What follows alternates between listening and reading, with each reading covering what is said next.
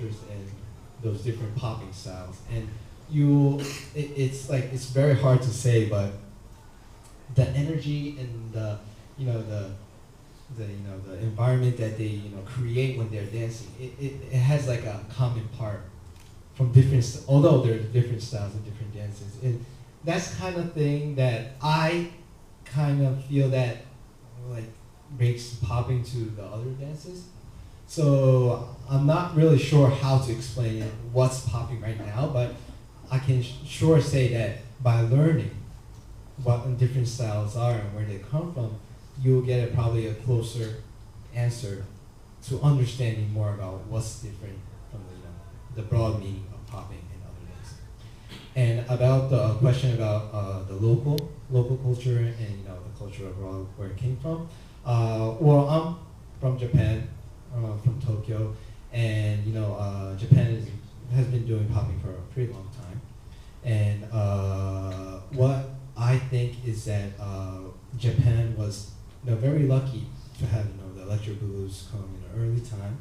So as for Japan, it was probably the first encounter of popping was electric blues. So in that kind of way, our OGs were very lucky to learn from them and to learn from the real thing.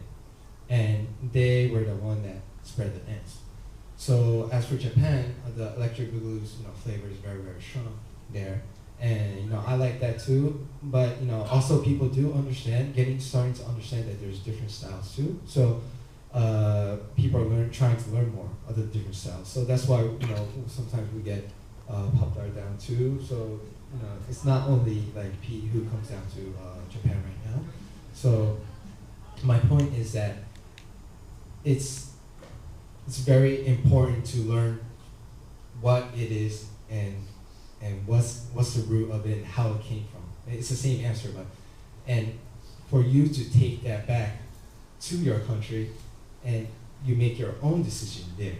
So it's important to understand and make your decision. Not just say this is a thing without knowing, but understand many styles and how they came from. It's gonna take many years. I'm not gonna say that it's gonna take like 3 months or 1 month, but it's gonna take many years. But going through deeper and deeper into this dance, you'll notice there's something in common, and also you'll probably find something in common with your local culture also. So there's no answers for us about how Singapore popping culture should grow, but I would definitely say that to understand the dance first will be the shorter route to create the Singapore culture, pop culture, I think. Yes. Sorry. That's about it. Oh, okay. English is better than mine. Just to add on something what Yosuke and what Fuji has said, that we should learn like the history and the tradition of what the style is, not just the popping but also other dance style. If you're doing hip hop, locking, it's all the same. But what I feel is and I think it's important is that you probably know the history of popping by hand, or which year, what happened, blah, blah. But do you know what happened in Singapore itself? Do you know the history of your own country? Yeah. So I feel that's one of the important things, because you know the history of the dance style and the history of your own country. That is our culture. Because if you just know the history of another country, or let's say the States or Japan, you are learning the culture of another country, not your own culture. Right? So I feel that we should understand our own history well too. Like, who are the first few who started popping here, who started teaching, what happened here, like who are the first few crews who performed here, who spread the popping in Singapore. Right? So that's something that I think to add on what Sam and Ronald has asked. And another thing that to add on is, to have a culture, we need a community to have a same thinking or direction of things that we are doing together. If someone just start banging his head on the wall, just one person, that is not a culture. That's just something that person wants to do. But if it gets viral and suddenly a whole group of people start doing that, it might become a culture. You get what I mean? So Yeah, so that's why we have to be, we are one committee here, and end of the day, I mean there are so many things regards to popping, like everything, but end of the day, the most, to me, my own opinion, the most important thing is about sharing and having fun. I don't think you want to learn popping to call someone up. Right? You learn popping because you're having fun dancing with someone else, or you feel like you're feeling the dance in your own body. Yeah. So I think that's something to think about as well. Yeah. Not just looking on the video or what's happening out there, but also think about home ground. Thank you. Yeah, wise words on DJ Bolo. So you want to start a trend that might be viral. But this one only I can grow. Like, if you got it, then you got it.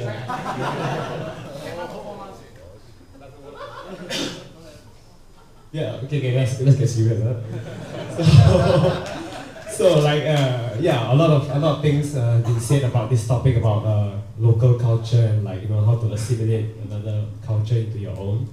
I think we've covered quite a lot on this topic, so anybody is really clueless right now, just go and watch the video again and think about it, okay? So, Marcus, yeah. I just want to add on something. Yeah, sure. Okay, to add on to what Future say about the funk, P-Funk, okay, before P-Funk comes in, it was old school funk and James Brown funk, right? It was the introduction of electronic drums and synthesizer. Okay, so you have to understand this funk. Okay, something for us to think about is the new generation music, the music nowadays. Do we have the funk in it? Do we have the groove in it? Okay, I'm not saying funk is the only answer to popping dance, but it definitely is a big influence, okay, for the evolution of popping.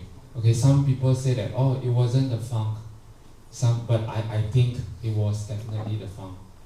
Yeah, it was definitely a big part of it. Yeah, and so to add on is like the trendy music, okay, like everybody just wants to kill the beat and freak the beat and just da da da da da da da, right? Nobody wants to groove in it and stuff like that. It's not wrong, okay? But if it's the only thing that you have to offer, then there is something, yeah, I might not be able to appreciate it as much as compared to a person that have the funkiness, okay, the styles, the foundation, okay, and also if I can relate to it, like there is a conversation in the dance between me and that person. Whereas, and also freaking the music, but this guy, if he leave off his dance as only freaking the music and stuff like that, then yeah, I might not be able to relate it as much. Yeah. Right, thank you, Robin. Yeah, we'll go into the music in a little bit. So I'm sure all of you are like, the new generation right now is, the big word is musicality. So we'll go into that later. Right now, actually, I want to bring up a topic about more of like identity and like how, you know, like, because you guys came from all over the world in a sense. So like, if you are, do you guys come from any like strong culture or strong identity from where you are? Like maybe I say over here in Singapore we all bang our heads on the wall. You know what I mean? Like, is there anything like unique about the place where you're from that is like you can contribute in a sense to the game in the popping industry? You know, like maybe you can say like, oh, you know, in Singapore we do like rolls in square formation or something like that. Because one be different, you know. So what about you guys? Any of you have any strong opinions about like, you know, where you're from and what's special about it?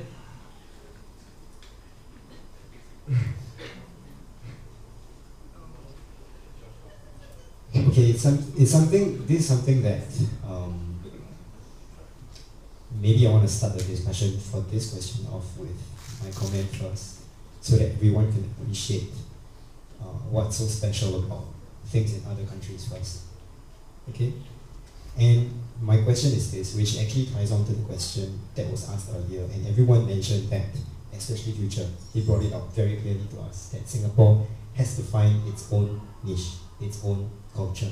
What makes our dance Singaporean dance, or people who live in Singapore, our dance, right? And have you asked yourself, why is that so? Why do we need to create a niche for ourselves? Of course, one reason is to represent ourselves. That is so important.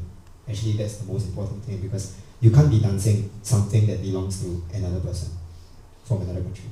You want to live in the shadow of another. Exactly, exactly. So we want to find a niche that's our own, that other people will want to learn from us, right? Something that I've observed from not just maybe myself or my generation when we were younger, also the younger generation now, is that we all seem to be looking up to other countries, which is very good. I think this respect is so important. But that's not the only thing that matters. We shouldn't just be looking up and following blindly. We should be taking the next step and asking, so this is what other people are doing. I'm going to try and learn from them. Now, how can I make it my own? Right? Right?